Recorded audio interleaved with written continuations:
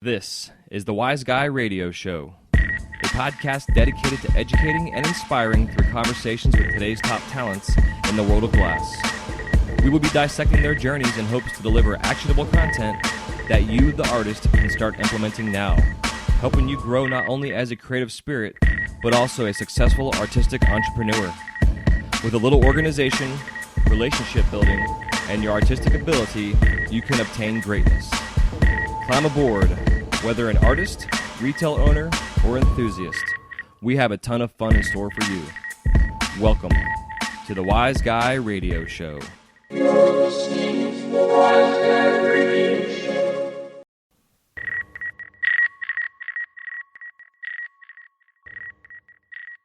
This episode of the Wise Guy Radio Show is brought to you by Mountain Glass Arts.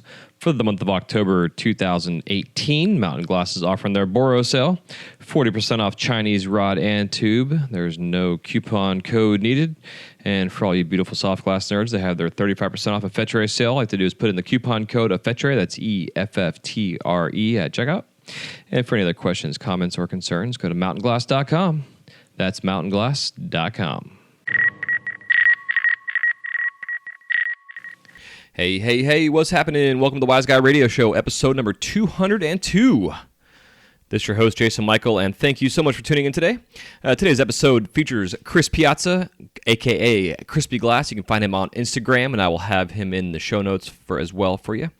Chris is making his third visit back on the show, and you can find his first episode on 118, and then after that he was on 158, and 118 really was his journey and where he came from and his introduction to glass, and basically where he got to a point 3 years ago almost now.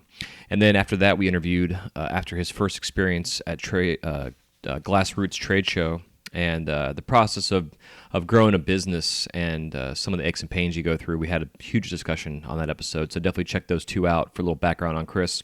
And this episode is piggybacking on my new series I'm doing called the Wise Guy Radio Minute, where I'm basically asking questions for you to think about. And then that week's episode, the goal is with the artists I bring on the show, or whoever it is, topical-wise, to basically start to cover and answer the questions that we do talk about on that episode. This episode here, Chris and I get into catching up where he's been the last 2 years, some of the more aches and pains and stuff he's been through. I took a quick break from glass, which you'll hear him talk about. Not completely from glass 100%, but did take a break from the business side of things, and then returned. And it's very interesting, the conversation and hearing him going through what he went through, which is very reminiscent to a lot of the ups and downs and trials and tribulations that I went through myself early on in probably the first decade of doing this. When you want to do your own thing and then you grow and you can't keep up with the demand and you want to then grow the business, so you bring artists on board and then you teach these artists who then quit after like a month because they're the best glass blower on earth and want to go do their own thing because all they're thinking about is the numbers or just the dollar signs, really. And then it's, when you teach somebody, that takes not only a lot of time, but a lot of material and cost. It's expensive. And so something to think about, for future endeavors in your studio if you want to grow. So we get a lot of talk about that. Chris shares a couple huge value bombs towards the end of the interview that you definitely want to take notes on, and if anything, write down in big black marker somewhere visible for you to see so you don't forget to take action on these particular areas that he talks about. It's pretty badass stuff, so I definitely hope you enjoy it. I hope you enjoy the Wise Guy Radio Minute. This going to be a continuous new series I'm going to be doing every week, so I'm back on the track of doing 2 episodes a week. One episode will be the Wise Guy Radio Minute, which will come out early in the week, and then the interview will come out on towards the end. The goal is a Monday, Friday, or a Wednesday, Friday, piggybacking, depending on my schedule and getting these interviews lined up. So there we are, back on track. Still moving forward and growing the show and fulfilling the dreams in a sense that I've had since day one of this concept for the show and where I want to take it. So definitely check that out. But again, you can find Chris on Instagram. He's at Crispy Glass. It's Chris with a K, K-R-I-S-P-Y Glass. Again, his link there will be in the show notes for you, as well as his past episodes too.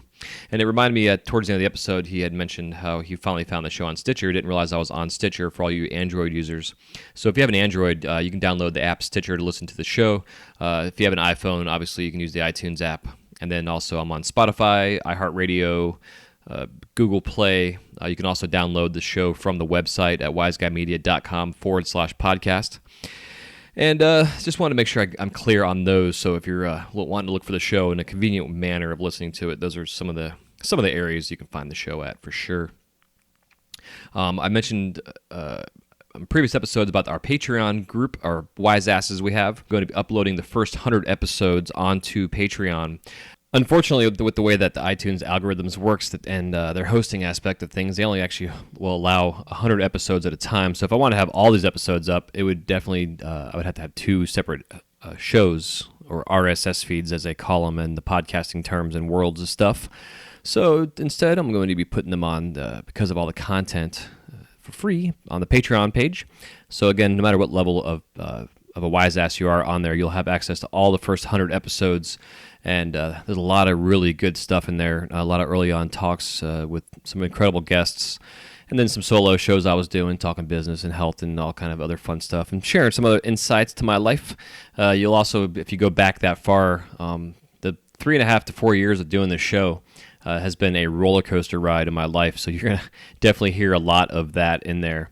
And to me, it's all good, topical information. I am transparent, and I share what I share because my goal is to hopefully inspire, help whoever through my experiences in life to help either you get through the similar experiences or to even just avoid them at all costs, if possible. So, which I'm sure you'll understand.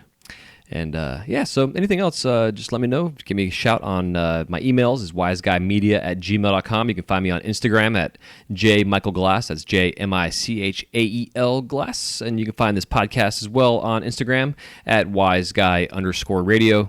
I have my other Instagram pages. I got like 5 of them. My daughter and I still have our... we still have our Inspired on Maine Instagram. If you guys are interested in seeing what we're doing there together as a dad and daughter, having some fun, collaborating on some ideas and designs, t-shirt inspired stuff, you can find us on Inspired on Maine.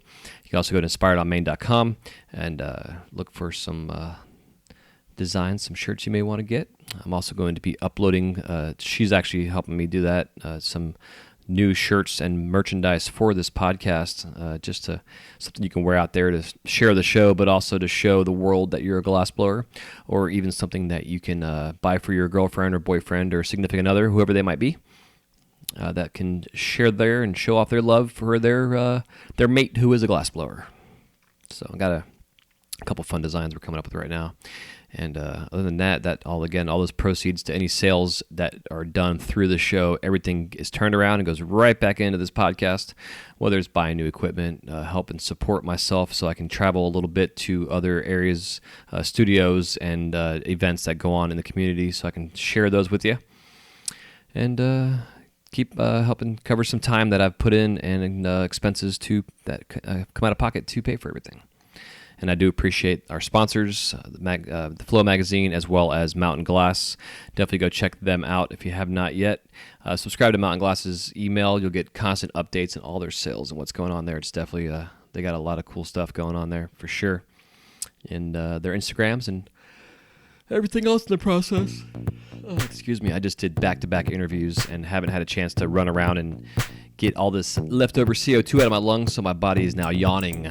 So pardon the yawns. I'm not bored or tired. I just need to go to take a couple jumping jacks in the backyard and get some breathing going. So I'm going to go do that real quick and let you go. So enjoy, and we will see you next time on the Wise Guy Radio Show. Enjoy. Talk to you soon. Peace.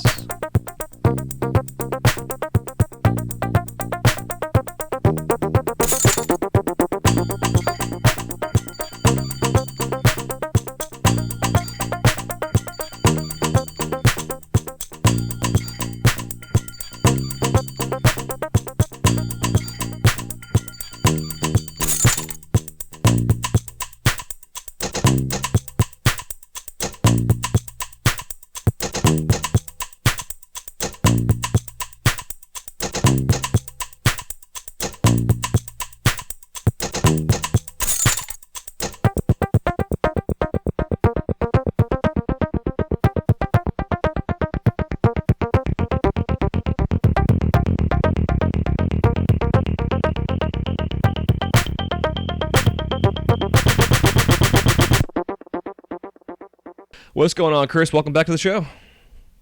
Hey, thanks, dude. How's it going? Yeah, pretty good, man. Just got our first quote-unquote cold front through here the other day, so my house is completely open, and it's already like 90 degrees outside, so I'm going to be closing the house back up after we're done talking.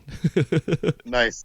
So, And cold front there, so what, it's like 80 or something? yeah, it got some areas got down to like low 60s, like northern Florida. Oh, wow. But yeah, Nice. We had ice for the first time overnight last night. crazy. So, yep. That's funny. I was listening Good to time. this podcast called Coffee with Kenobi, and it's a Star Wars chat, podcast, and the guy's up in the Northeast, so he's the same way. His outro was like, "Make sure you all stay warm this weekend." I'm like, Nice. "Yeah, I'm staying warm, dude, for sure." Oh, well, this is the best time of the season for us up here because we've just, I don't know, it's just nice to be able to actually cool off a little bit. I mean, I don't know how you guys do it down south. I mean, anything under south of Tennessee, I just couldn't blow glass. There's no way. Yeah, I don't either, That'd be dude. fair. But then at the same time, I look at you, all you cats up in the Northeast, Northwest, North, just in general. How you deal with it in the wintertime. And like I've been in my studio when it was in the 30s, and I'm like, fuck, this sucks. See, I don't mind it. It's 0 degrees. It's like I can put more layers on is kind of what I always say. It's like I can always warm myself up. Yeah. I think with the That's, trick from what I've been talking to the other artists too that are in your same situation is having a heated floor mat is like key because I layer it up, but like my feet, no matter how many pairs of socks I was wearing, my toes were freezing. So Yep, heated floor mat, and then if you ever heard of a Mr. Heater, when I switched to that, I just stopped caring what the temperature was during the winter. It's like a little infrared heater that goes on the propane. You just put that behind you, and super efficient. I can get like 2 or 3 days, depending on how long a day's out of each propane tank, and I'm nice and cozy the whole time. No Getting shit. heat from the back and heat from the front with the torch. So yeah, I'm golden. Mr. Heater, it's called. Yep, Mr. Heaters. Yep. Hell yeah, I have to look that up. Yep, it's perfect. So if anybody's out there and trying to figure out the heat thing, that's the way to go. I tried doing like a jet heater to like heat everybody in the shop when I had more guys in it, but the ventilation just sucks all that out. So yeah, Mr. Heater is the way to go. Yeah, that's kind of what I was thought. Even like having like an air conditioning system in the studio, it's like my ventilation is just gonna suck the shit out of here. But having like that kind of infrared thing, that's pretty cool technology. Right. Well, so I was actually thinking about that for my next shop with the AC thing, and my buddy who's in HVAC said that all you need to do is have 2 times the amount of cold air coming in as your ventilation is going to pull out, and then you're going to bottleneck the cold air. That makes sense. Yep. So Hell yes. Something we do at work is we have a blower motor mount under the bench, and then just run like basically like the original designs they used was a fucking vacuum hose that used for a vacuum cleaner, and then like the wide attachment for a vacuum that you would use like a shop vac wise, like to suck up your dirt or whatever. Right. And as like the where your air comes out of, and that we just mounted those with a little bracket to the edge of the bench, and then if you have like a blast shield or whatever in front of you, the air just kind of blows right up at you and along that shield to kind of keep you nice. keep you cooled off and some fresh air in your face too, which is nice. And especially at work where we don't have any kind of like quote unquote ventilation, minus the HVAC systems in the shops, so it's interesting stuff. Nice. For sure. Nice. But yeah, man, so topic wise, so something new I'm doing, which we talked pre-show, is I'm doing this Wise Guy Radio Minute, and the goal really is to do a quick shot episode to kind of start generating some thoughts for artists out there, no matter how long you've been doing this for. And again, the show is dedicated and initially created for the new glassblower, but this can go for anybody and everybody because you can have successes for years and years and years, and then all of a sudden you're not, which is what's been going on right now in the industry, and it's just in this weird thing right now. And last time you and I talked was on 158, I believe, which was Right. a follow-up basically when you came back from your first time doing Glass Roots.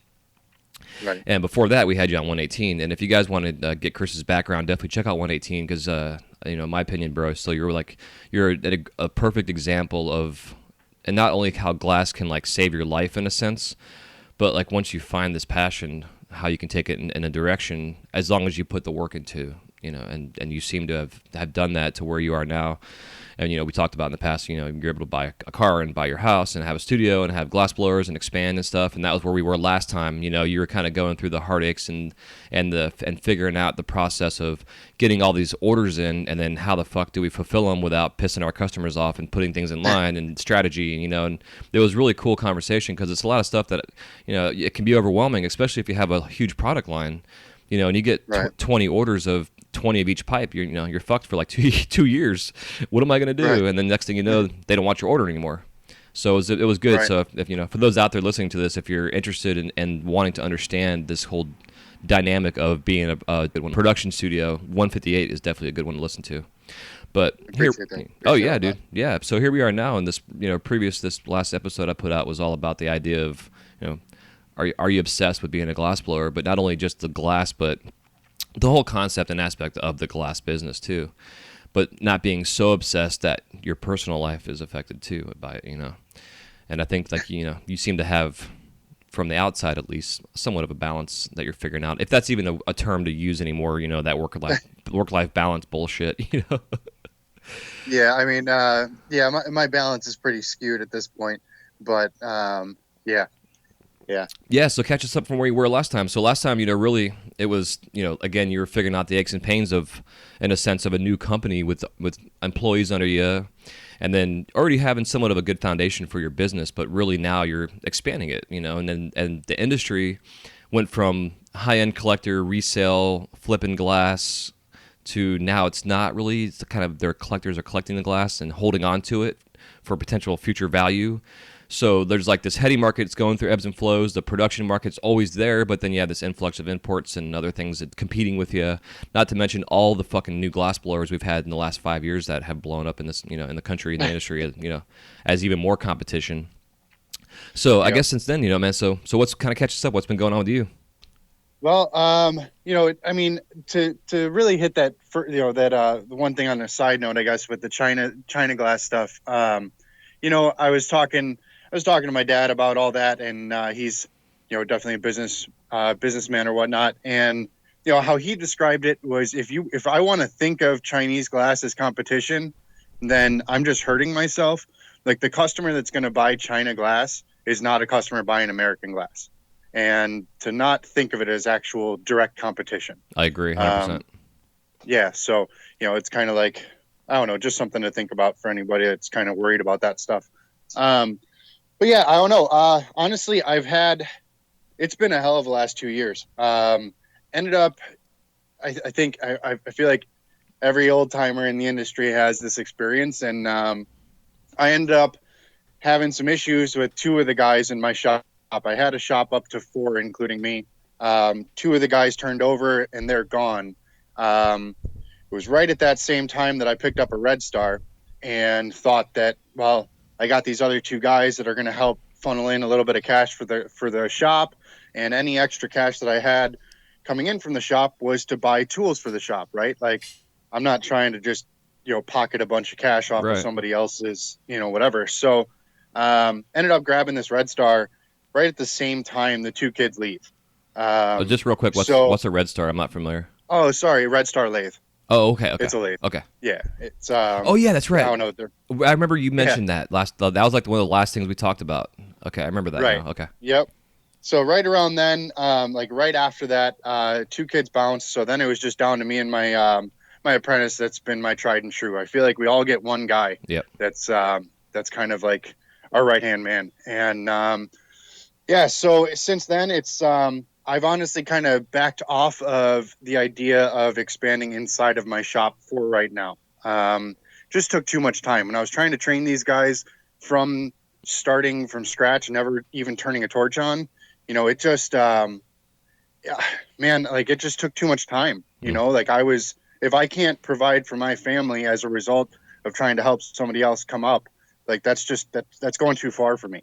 I have to take care of my own. Yeah. And, so, kind of had a little bit of the growing pains there, and, so I kind of just refocused, honestly. And, well, I also kind of took a little halfway hiatus.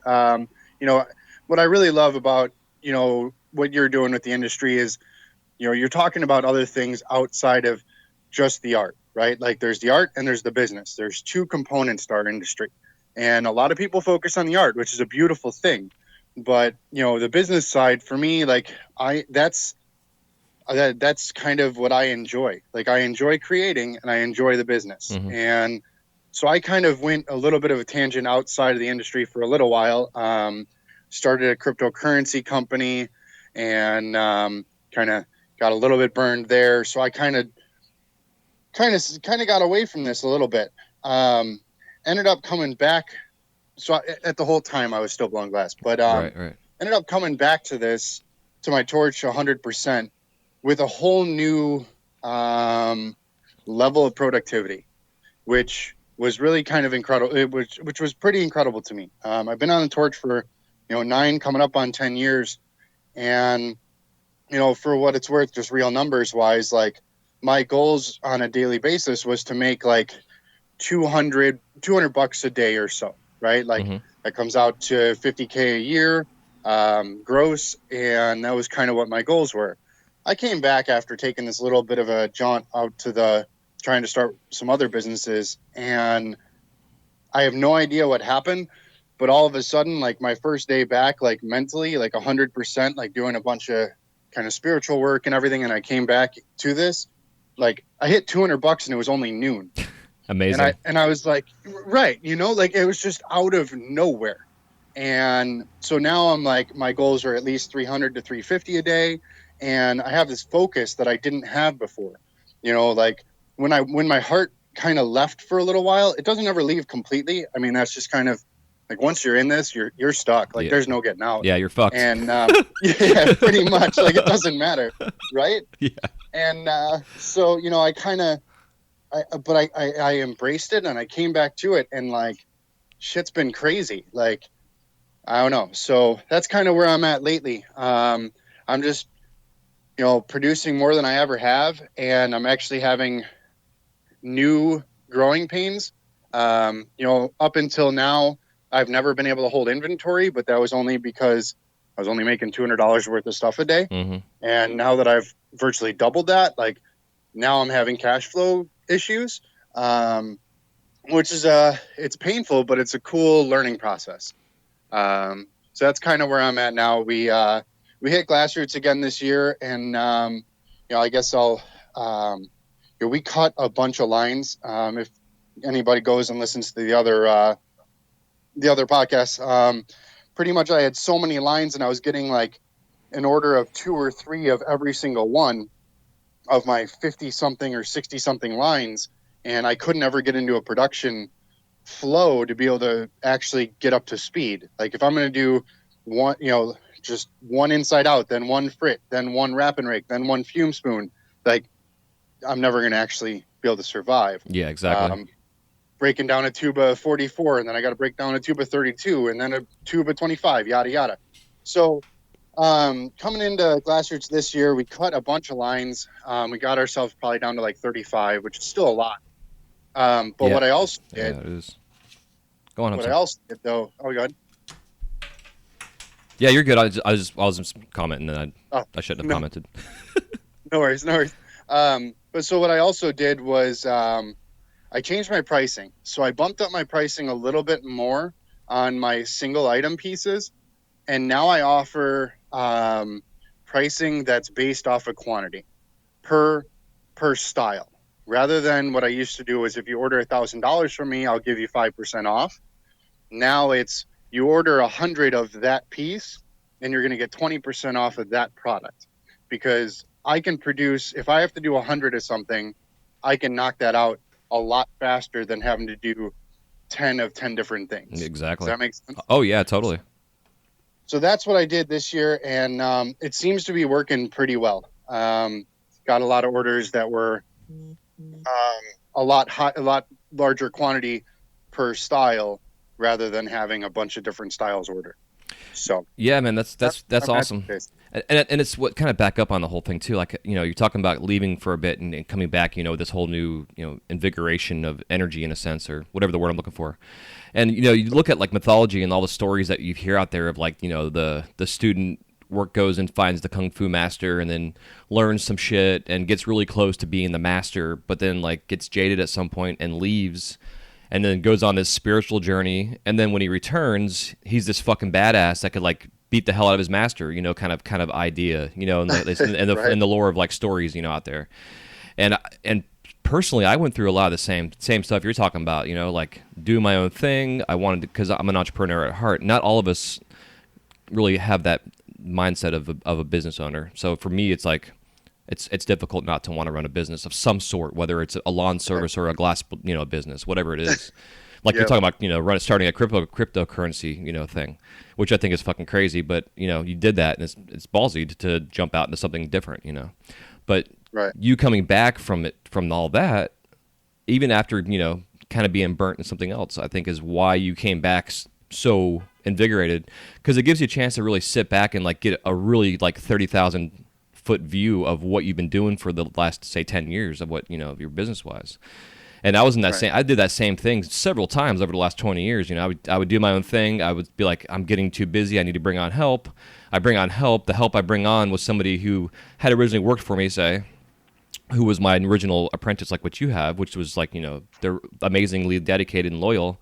And then you start bringing me more people on to help you even keep up the business. And then those end up taking off because they're the best glass blower on earth after 2 weeks, And but it's understandable, it's like it's hard I think it's hard for people to understand, like when you're sitting at a torch and someone's paying you to be there to learn this process and create production for them, all you're thinking about is, well, I could do this myself and sell this for this amount of money and make more money, blah blah blah blah blah. But then you don't really think about the details of what your thought is of the reality of what goes into what you're doing running a business. Oh yeah. All The you see is management of a shop. Oh man. it's crazy. Yeah, go ahead. Right? I mean, if you're a glass blower and you want to run a business, you cannot blow glass. You're running the business. That's all you can do. And I tried all that shit myself. That's why, I mean, literally, I think my issue I had 2-3 years ago that led towards my divorce was because I was doing so many different areas of not only my glass business, but also working at Disney and being a dad and a husband and all this other shit, that the focus was just so spread out and scattered. I fucking lost myself, in a sense. And everything else in my life fell apart because of it, And your business will do the same exact thing. If you're trying to do everything, you can't do it. So I think it's smart that you realize that when you came back, and then you have like this new sense of energy and you're cutting back on your lines. But then the fact that you raise your prices, bro, like I would tell anybody, if you're too busy and you can't keep up with the orders, raise your prices. And then the fact that you did that. The key to that though was I raised my prices on the smaller quantity. Mm-hmm. Like, because I'm still somebody that'll say, well, I can't charge more for my piece. And that's still true. Like a wrap and rake is a wrap and rake, right? Like you can add stuff to it, but if it's just a basic wrap and rake, it's going to be, $7 to $9. Like that's pretty much it. But what I did was I offer it still at $7, but you got to buy 100 of them from me. Yeah, it incentivizes it for sure. Yeah. Right. Yeah, and so that's how I was able to raise the price, because it's still, they're still looking at the catalog and the price they want is sitting there. And it was crazy. I didn't have a single person negotiate with me. Not a single person at Glassroots. That's awesome. They saw what the prices were and they appreciated the quantity.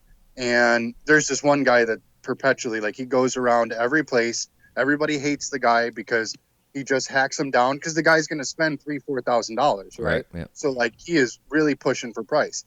He came over to my booth and he bought 25, 50, and he spent like just under $4,000. And one of our buddies came over and he's like, man, I hate that guy. He always hacks us down. And I was like, we didn't even negotiate. Like he saw it there, So yeah, that's the other benefit of that too. Yeah, but it's smart. But it's true. I mean, if you're going to be a shop owner that buys quantity, you should expect a discount. Period. No matter what it is you're buying, because you're paying. And I wholesale. want those customers too. Yeah, right? Like, exactly. That's who I want to work with. Yeah, ideally, absolutely. Yeah. So. Yeah, I don't know. It's been cool. I mean, I'm with you about that, like, entrepreneurial side. Like, that's just my, and it just happened. Like, and I found glass earlier in life, but I'm 32. I'm not that old yet, but I'm not that young anymore. Like, I can't do the, like, Yeah, I mean, I could, but like, I'm in a different place in my life. I'm not gonna like live in my car and like go and travel. Like, I did that, and I'm like trying to like start a family and all this other stuff, and so I'm trying to find stability. So like, that's kind of. I also found like a new um, reason, I guess, when Mm-hmm. I came back, kind of focused and like, we kind of briefly talked. Like, I definitely like I want to get into real estate and like all this stuff. I know a handful of people in our industry, like kind of the bigger guys, like um, kind of got into some of that, and then you can create stability. And then what I hope for is like, my late 40s, I don't have to worry about production. I get to do whatever I want the rest of my life, like making whatever and not worrying about if I have to sell it or not. Yeah, So exactly. that's kind of where my head went to. We're never going to have a retirement. I see some of these guys, even in the scientific world that are like, late 60s, they're, working their ass off every single day, and they're never going to have a time to kind of back off. Yeah. So I'm Yeah. just starting to think about that stuff. Excuse me. Yeah, and I think that's what the beauty of being a glass artist is you get to yourself to a point where retirement doesn't even really. I mean, I consider myself to have retired when I got out of high school. It was kind of my little on running joke because like once I started blowing glass, I mean the financial freedom was there. I just had to work my ass off to get to a point to where I could take a day off or like go to the beach in the morning, which is what I started doing, and then spend the afternoon blowing glass. So if there's, which is part of why I wanted to have this conversation with you, because this week's topic basically was, besides the obsession, but the why. Why are you obsessed? And it's because we have this opportunity to create and design this lifestyle that we've always wanted to have. And it's at your fingertips. You just have to know how to put it on paper and make a plan to make it happen. And then, again, stay focused and balance your time. It's all easier said than done, though, when it comes down to it. But again, the Right. idea is there. And as you mature and get older, the guys I've talked to that have been doing this for as long as I have, and yourself included, and even generations even after you, we're all growing up from being early 20s into our, quote unquote, adulthood as glass artists. And I think that it's such a unique opportunity, not only to grow as a person, but to grow as a business. And you're growing inside this business that's teaching you lessons about life, but you're also like learning about the business. You know what I mean? It's like this kind of back and forth thing that glass really teaches us, and it's an awesome opportunity. But you got to pay attention to that. You can't just be going through the motions every day. If that Right. makes sense. Right. Yeah, it does. I mean, like, I don't know. I guess that's kind of where, like while you're, I guess I don't even realize. I think about every once in a while where it's like, man, like I'm waking up in the morning, I'm having my coffee, and my girl is getting ready, and she like needs to get to work at 7:30. And I'm like, well, I'm gonna get in the shop at 7, but I don't need to. Like I'm doing that because I want to. Yeah. And like I forget that a lot of times. But I also see that like I don't know. I guess I just think of it as like how can I create more ways of having stability? Because the ebbs and flows of our industry. I mean, like this was one of the harshest summers as far as like at least in the Facebook groups, like just nobody was buying, and like having those types of ebbs and flows, like I'd like to have a little bit more stability through that than I currently have. Yeah. And some of that's going to be from glass, and some of that might be from outside of glass. But I'm never going to have to leave, because of how I'm trying to do things. So yeah, Yeah, it's smart.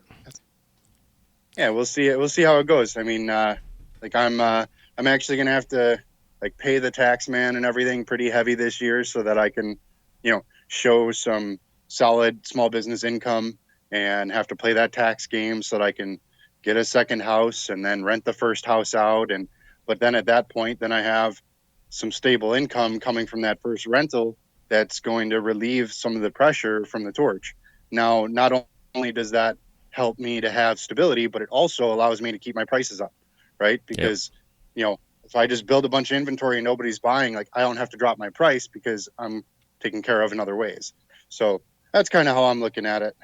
Yeah, But- it's smart. I mean, you have to be diversified, period. And that's why, like in this week's episode, I talk about if you're struggling as a glass blower, it might be because it's not your skill set as a glass artist, but it's the business skill set as a glass artist that isn't effective right now. And if once you get that that part of your brain and the routines and the habits of keeping your books and, whatever the business sense. Take some classes, get some good knowledge.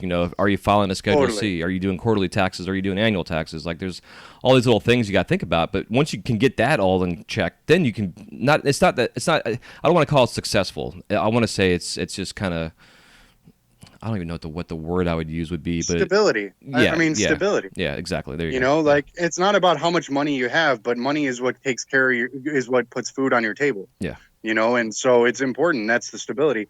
And to your point, that stuff even sounds a little scary probably to a lot of guys, but like down to invoicing, like my invoices have my logo on it. It's all printed up. It's all itemized. Everything has a SKU, a part number, and all this different stuff. And so when a customer gets that, they appreciate it. They know that this is a business. They don't, if somebody knew really I got that there's only two of us in the shop. Like I've talked to some customers and they've been like, wow, like I thought you had a lot bigger thing going. It's like, no, I just run my business as if it's big. Exactly. Exactly, bro. That's perfect. It's the perception. Right. Yeah. Right. It's not a handwritten receipt. That's cool if that's what you got to do in the beginning, but like you said, like take some classes, learn some stuff about this, and then you can create like recurring customers. You can create customers that trust that if they send you $1,000, think about it. If Amazon wrote you a handwritten receipt, would you feel so comfortable buying stuff from them? Exactly. Yep. Like we have to look like that. We have to take care of that stuff. And that's kind of where I think our industry is going, right? Like we see these really big professional companies in our industry and that's cool. And then the small guys, like we're going to get lost in the mud if you don't do these things. Yeah. That's just my opinion. Maybe I'm wrong, but no, you're 100%, dude. Because in past episodes, I've talked about this with shop owners and what have you, and I can't tell you how many times I've gone to sell an order and had a receipt that was printed, or I was able to go into my phone into an app I had and I just emailed it to them, and they're like surprised because they really don't deal with that with glass artists or even artists in general. I've seen like large wholesale distributors that were still writing paper invoices, which isn't a bad thing. But, Right. like to the point of having a logo and having your information on there, having PO numbers, because shop owners, Right. the majority of them have some kind of POS system in their computer that they catalog and categorize all their shit to keep a track of inventories and pricing, whatever system that they're using. So they can just plug your numbers into their system. So it's a simple Right. process for them. And it also helps them, which they see that and they appreciate that. And Right. it's, walking into a store looking halfway decent with a nice case, Right. a nice case in your hand, not just a bunch of bullshit, newspaper wrapped up pipes type shit. Like, look professional.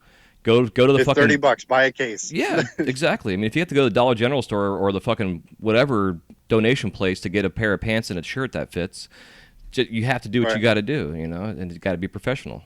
Otherwise, Right. they're not going to take you seriously, and that's Well, so important. And so I took all this. So, I have QuickBooks all set up and, that's my accounting software and has my material cost and everything in there. And so I got a wild hair up my butt a couple months ago. I don't know, 6 months ago. I should have done this long ago. I had like a general idea of what each of my pieces cost in material, but I actually like broke it down. Like I took out my frit jar. I used what I used to fill frit. I weighed out each piece of each of my pieces or whatever. That sounds redundant, but you get what I'm saying. Yeah. But so like I found out that my frit spoons cost me 50 cents in frit, and then I have some like cheap solid color window spoons. It cost me $2.50 in materials for those.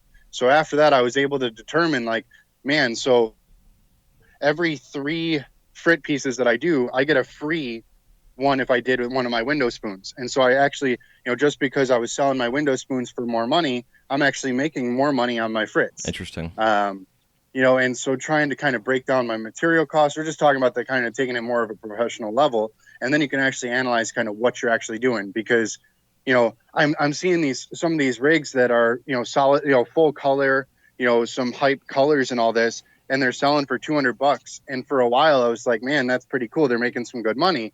And then I was like, this just doesn't make sense. So I pull out, some tubing and I weigh it out. I'm like, okay, this is what it would take me to make one of those. And I find that like, it's like $125 worth of material. Exactly. And it's like, man, so what? Do you make 4 of those in a day? I doubt it. Yeah. Like, I don't know. No, dude, So that's why I stick to my stuff. no, and this is all the topics I want to talk to you about, because this episode I just did was talking about baseline calculations. You have to do that kind of shit, because you know, and when you do that, it allows you to say, okay, this is, because people ask me, like, you know, if I make a good living at what I do, and I'm like, well, just understand, it costs me around $10 an hour to work.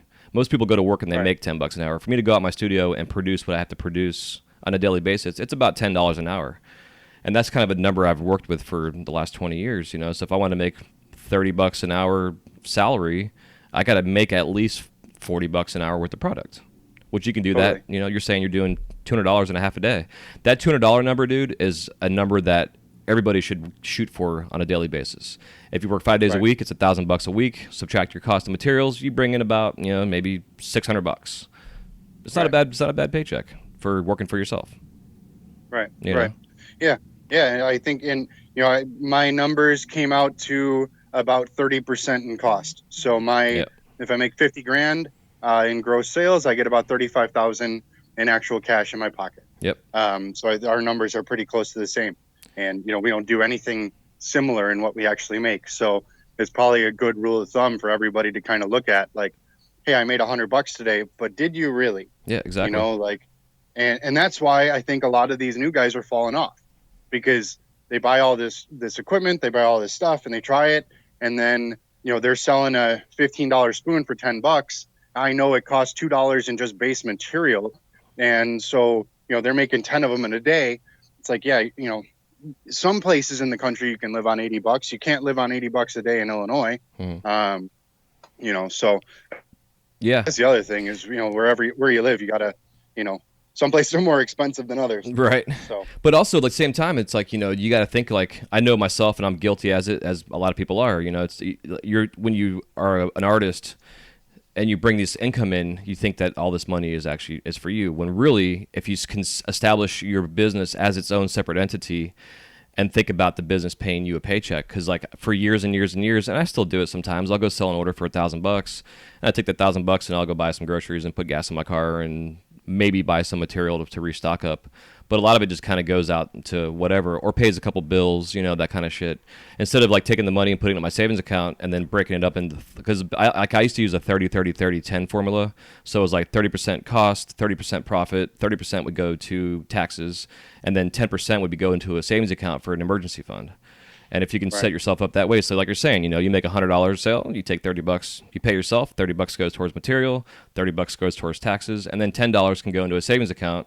You do that over and over and over again. Next thing you know, you got $10,000 in an emergency fund. Your tax bill's taken care of. Maybe you even have a little bit more money in there. If you ever pay your taxes, then you get a refund.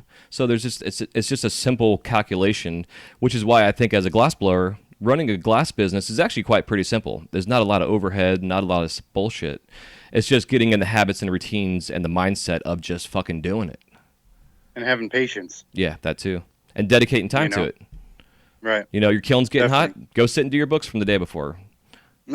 I've been posting that on Instagram, that while my kiln's warming up, I'm wrapping an order. There you go. That's kind of when I use my time to do that. Yep, yeah. Exactly. Or pull points, whatever you got to do, those that still pull points. Yep. Oh yeah. Yep. I mean, I'm opening up blow tubes or connecting, some little 6 mils, some 5 inches of 6 mil that I have sitting on the side rather than trashing them. Yeah. Like that's what yep, exactly. Yeah. I mean, I don't know. I mean, I can appreciate the, I don't know. I had a buddy say, what did he say? He said, some of us aren't the golden children, and some of us are just, like I heard a guy can call himself a tradesman or an artisan rather than an artist. And that's kind of what the role that I've kind of found fits for me best. Yeah, I agree. Yeah, I'm in the same boat, the artisan craftsman, type of idea. Because like at work, we always consider like the very first piece we make in terms of like a new model, for instance, that's the art piece. After that, it's all science and engineering and production and trying to figure out how to replicate that shit, So if you can have that mindset, like, yeah, I'm an artist, but really, if I'm an artist all the time, I'm not going to make any money. Right, exactly. So this one guy, somebody said, man, you're such an amazing artist. And And he looked at him and he goes, "Don't insult me. Like, I put a lot more time into this than just being an artist. Like, this is craft." And I was like, "Damn!" Like, I just like, I don't know. I was like, I'm taking that. Like that's good. I'm using that. Yeah, it's great. I had a lady the other day at work. She's like, "You're so blessed that you're creative," and I'm like, "It's a blessing, but it's also a curse." Just trust Right. me at that, because you go pull weeds in your yard. Next thing you know, you're constructing this fort of some sort or building of something else because you got a wild idea. To be Nice. creative. Hell yeah. Hell yeah. Nice. Yeah, but I'm glad too that you're bringing up the whole, the baseline calculations again. It's so important, but it also allows you to, like, when you were first trying to figure out your orders to make sure you had enough materials. If you can already have all that shit calculated, and you got to make 100 pipes, you already have a list written down of what it takes Totally. to make that piece. You know how much material you need to go buy, and then you fucking order it. If you have the money in the bank, which hopefully you do. Dude, I had like 175 or 225 pieces to do.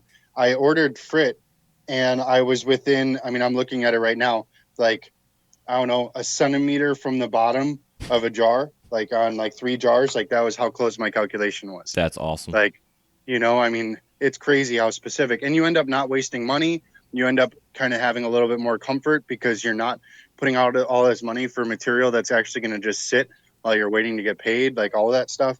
I mean, it makes a huge difference in a whole bunch of different ways when you're able to kind of calculate down to those types of levels. So yeah, it's definitely helpful. Yeah, And so to kind of on that topic, so how did you go about doing it? I know you're talking about weighing out your stuff, so I don't kind of want to describe your thought process and the calculations of figuring out how much frit it takes to make a pipe.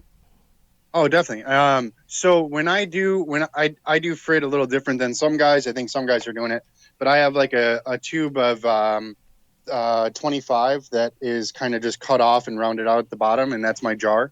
And so I pour that in the front of the spoon, and that's how I kind of coat the inside. So what I did was I just kind of did that. I zeroed it out. I weighed that amount. I put it into the little holder that I use. I zeroed out the plastic container, and then I poured it back in, and I found that it was like, I don't know, I think it was 32 or 27 grams. I have it written down. I don't remember it. And then just kind of extrapolated that. That's for per piece is 25 grams. I get 9 spoons out of a quarter pound jar. Nice. And then I just kind of extrapolate it from there. If I have to do 100, then I need 11 jars. So or no, whatever, 9 jars. No, yeah, 11 jars to do 100 frit spoons. So that's kind of how I figured that out. Same thing with my wigwags and everything. I made a wigwag, threw it on the scale. I weighed that out, and then I had that number. Then I divided. I had to kind of take from pounds over to grams, divide by 28. I think most of us would know that number, or whatever, 16 ounces.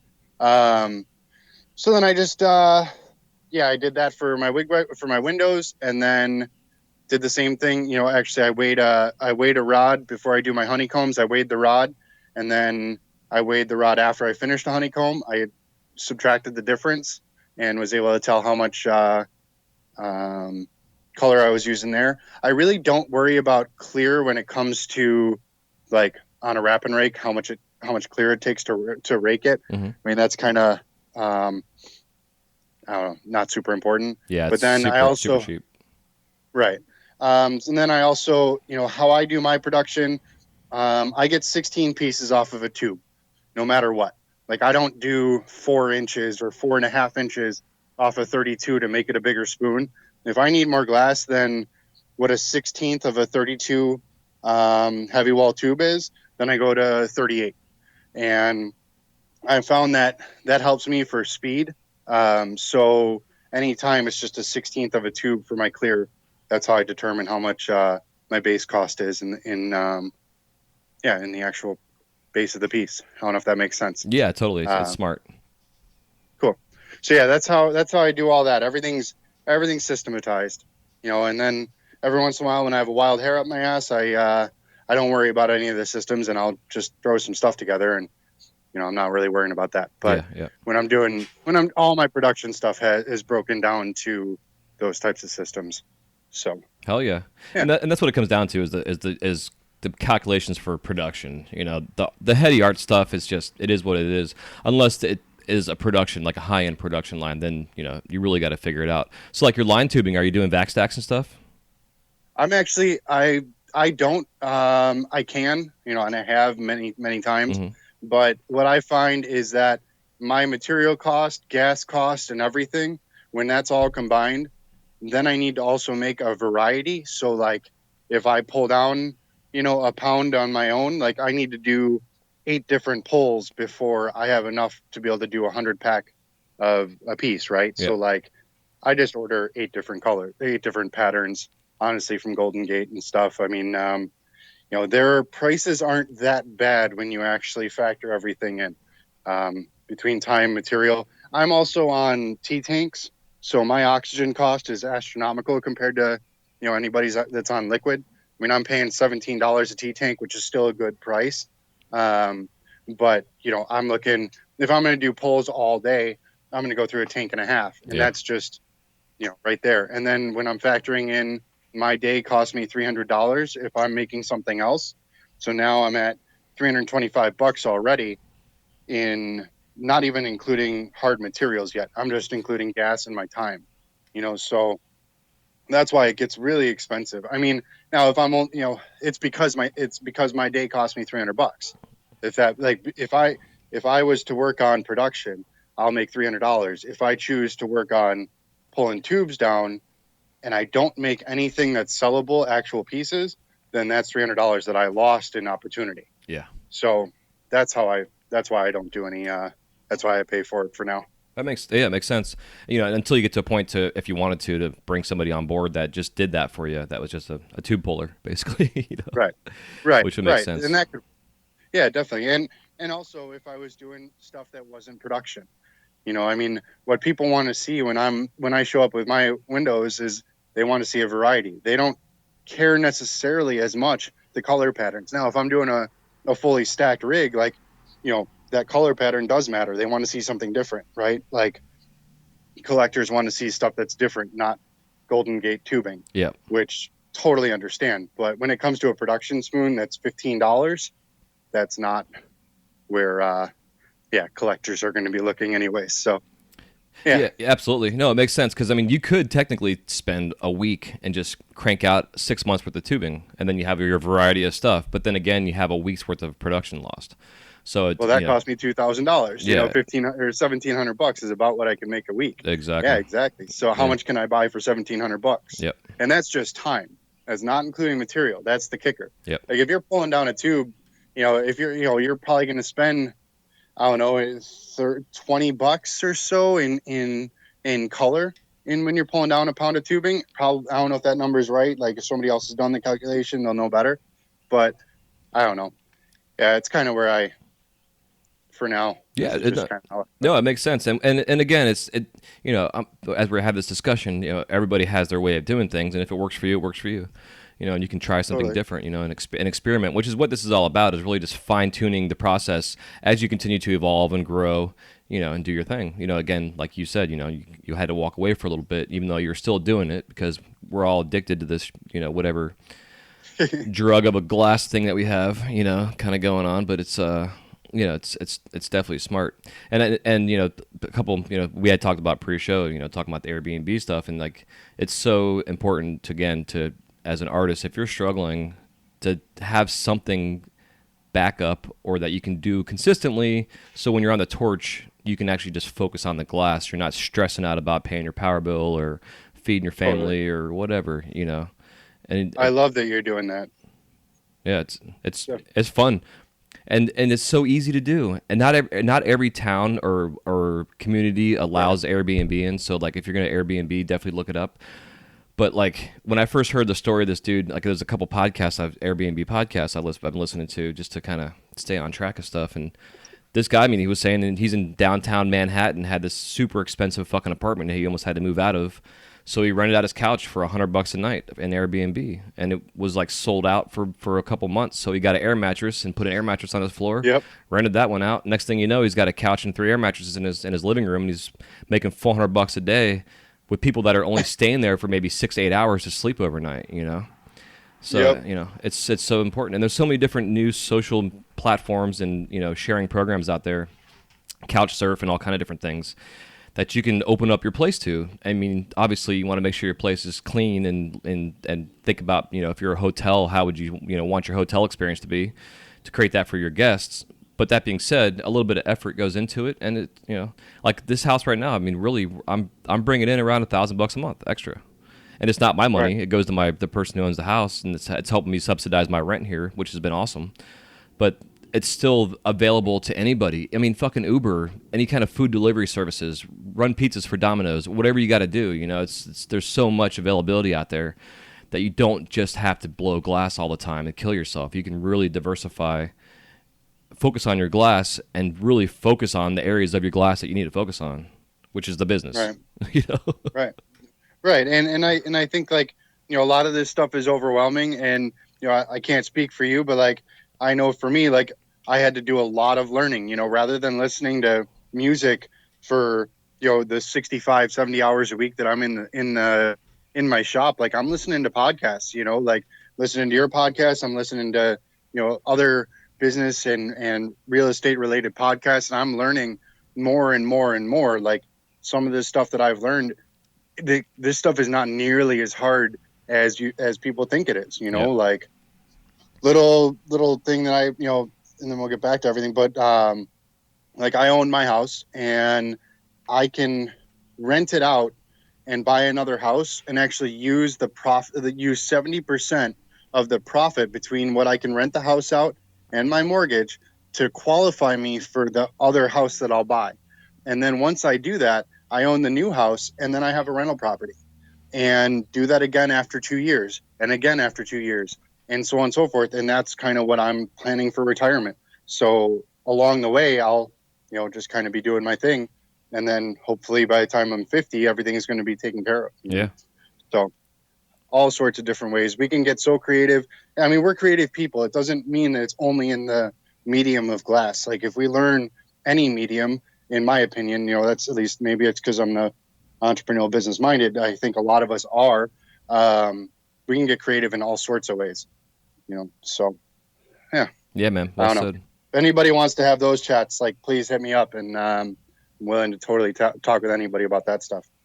Heck yeah. I mean, anything that we've talked about, but Right, yeah, right. especially that stuff. Yeah, especially if you guys go back and listen to his first episode and really understand where Chris has come from. Because, like, you know, I know a lot of people in this industry who have come up with a silver spoon in their mouth and are super highly successful, and are that because they were started off with a little trust fund, you know.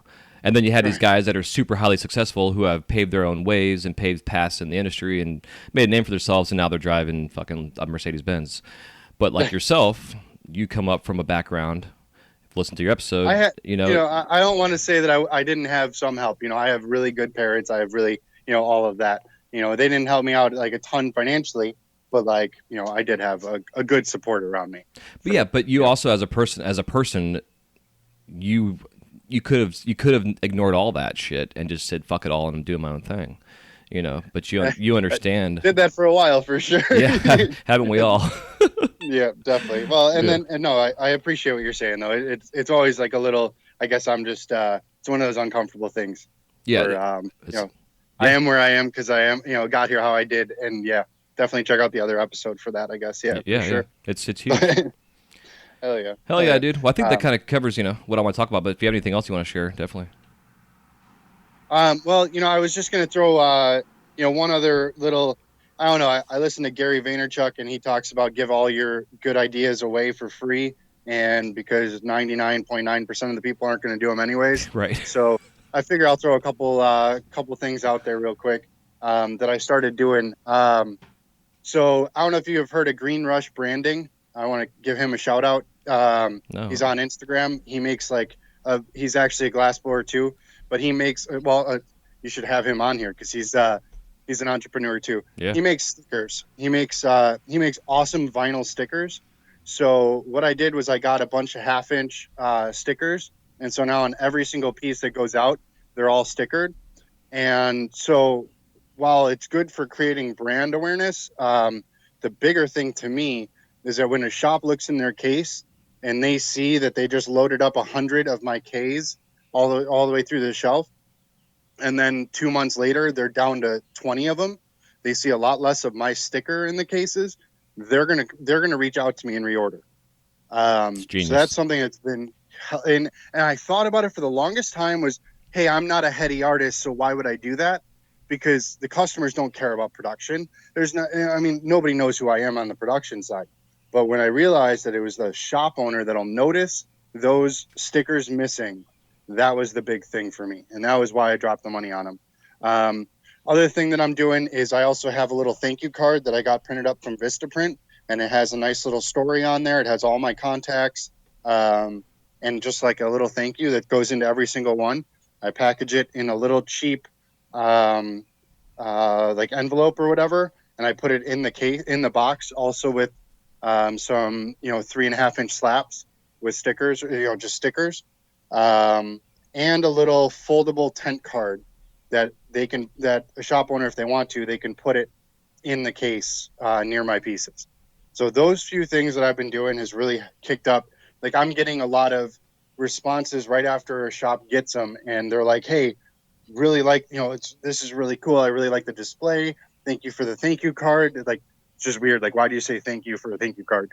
But it just goes to show that nobody's doing it, and shops are noticing when I'm doing it. Yeah, so, it's smart. Just throwing that out there.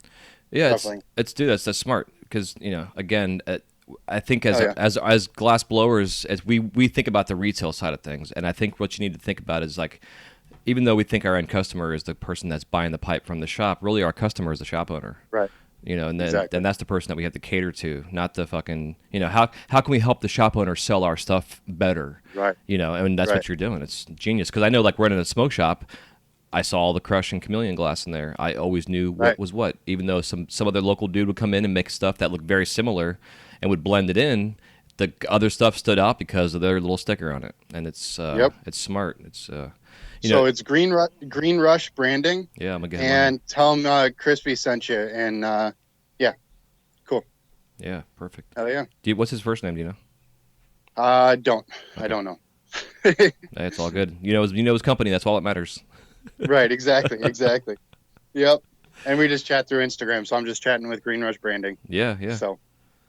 Awesome, dude. Hell yeah. Yeah, that's perfect, man. That's a lot of good stuff to cover, and I hope you all really take this stuff to heart. And as you said, you can give away all the information, and 99% of the folks won't actually use it. So. Hell yeah. And if anybody does, like, shoot me a message like, hey, I'm actually doing this. Like, I'll give you mad props, because I love when people are actually kind of taking this stuff serious and stepping things up. Like, that excites me. Yeah, those are my favorite messages I get from other artists. Is like, dude, this gave me an idea, and I did this, and then they send me a picture, and I'm like, that just makes my heart smile. Hell yeah, me too. Hell yeah, I love it. Awesome. There was one more thing I was going to ask you. I don't know. Never mind. Right on. Yeah, well, man. Sweet. Yeah. So, yeah. Again, dude. Thanks for coming on here and sharing this the journey, and for the third visit here. It's fun. Yeah, I appreciate You're like one of like 3 people I think now we've had on multiple episodes, and I'll definitely keep bringing you on, because I like where you are. I like your mental state and then your perspective and philosophy on this stuff, and it's not that it's unique, but it's important with what you're doing. Oh, yeah. So I definitely think it's Thank you. it's definitely something people should take to heart. I love what you're doing too, and I don't know if this is new, but I just found that you're on Stitcher too, and that made things so much easier, because I'm an Android guy. Oh, nice. So it was always hard to listen to Wise Guy. I had to use my computer and all this. Now that I have Stitcher, like, I'm actually blowing through a bunch of your episodes. So hell yeah, yeah, that's awesome you're on there. So yeah, I got any of the Android guys get Stitcher. Yeah, it's funny, man, because like I'm on Spotify now too, and which no way. Okay. Yeah, finally, yeah, Spotify, iHeartRadio, but I keep forgetting to write all these things down. Like, I need to make like a generic intro for the show. There's like a little note I read all the time, which includes all the areas you can find the show. Because it's so easy to be like, I'm an iPhone user, just listen to iTunes, but not everybody can. Right. So yeah, Stitcher works great, and it's a good platform, and yeah, you're right on there. It's awesome that I found you there. So hell yeah, cool. Hell yeah, brother. Awesome. Well, it's good catching Sweet, up. well, yeah. Enjoy your day and your birthday party. Yeah, definitely. Well, thanks for the. Yeah, enjoy the rest of your Sunday. I sure will, brother. And we will be in touch. Sounds good. Talk to you soon. Yeah, brother. Be good. Wise Guy Radio Show is brought to you by the Flow magazine. Since its inception, the focus of the Flow has been to provide a bond among members of the lampworking community. This has been accomplished by developing relationships with the finest artists and sharing their techniques with you through in-depth step-by-step tutorials. In every issue, you can enjoy great content with the hottest artists and cutting-edge techniques using the latest industry products. These features, along with the continuation of our Women in Glass edition, Glasscraft Emergent Artist Awards, inspiring gallery showcases, dynamic general interest articles, as well as health and safety information, make the Flow the leading international lampworking journal. And if you have not yet subscribed to the Flow, you can use the coupon code WISEGUY at checkout, and you can receive 10% off your annual subscription. So just go to theflowmagazine.com. That is theflowmagazine.com.